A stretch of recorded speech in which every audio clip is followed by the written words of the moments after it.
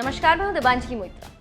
भारत और नेपाल की खाई और गहरी होती जा रही, लग रहा है कि ये गहराई और बढ़ेगी, घटेगी नहीं। तभी तो भारत के पड़ोसी देश नेपाल चीन के पक्ष में माहौल बना रहा है।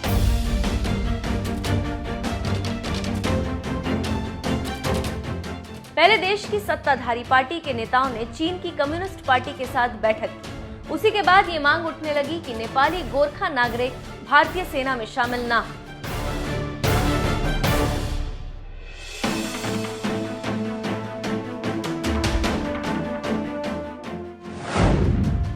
नेपाल की एक प्रतिबंधित पार्टी ने मांग की है कि गोरखा नागरिक भारत की ओर से चीन के लिए लड़ाई न लड़े।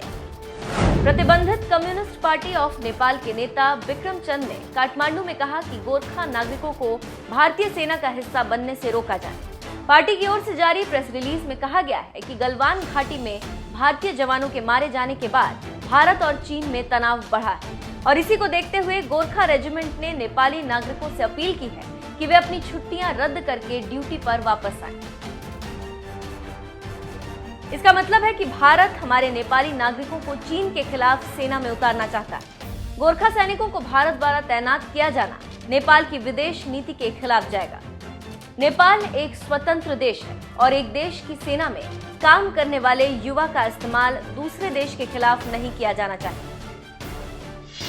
यहाँ पर एक बात बताते चलें कि ये पार्टी यूं तो अंडरग्राउंड है, लेकिन वामपंथियों के बीच इसे काफी समर्थन प्राप्त है। गोरखा सैनिकों का सेना में एक अलग ही महत्व है। भारत में भी पहाड़ी इलाकों पर ज्यादातर गोरखा जवान ही तैनात रहते हैं। वहीं गोरखा सैनिकों के बारे में ये भी कहा जाता है कि पहाड़ों पर उनसे बेहतर लड़ाई कोई और नहीं लड़ सकता। आपको जानकर हैरत होगी कि भारत ही नहीं, ब्रिटेन में भी गोरखा सैनिक वहां की सेना में शामिल हैं। इस बीच नेपाल सीमा के रास्ते भारत आ रहे गोरखा जवानों की थर्मल स्क्रीनिंग की गई। मेडिकल चेकअप के बाद उन्हें आगे के लिए भेजा गया।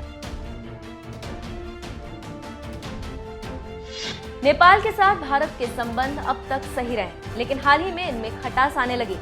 प्रधानमंत्री केपी शर्मा ओली की घरेलू राजनीति की वजह से सीमा विवाद गहराया हुआ है।